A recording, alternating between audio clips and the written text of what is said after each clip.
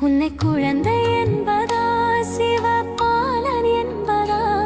என்னை பார்த்து பார்த்து சிரிப்பதனால் பிள்ளை என்பதா உன்னை அழகன் என்பதா அருள் வடிவம் என்பதா உன்னை அழகன் என்பதா அருள் வடிவம் என்பதா சிவன்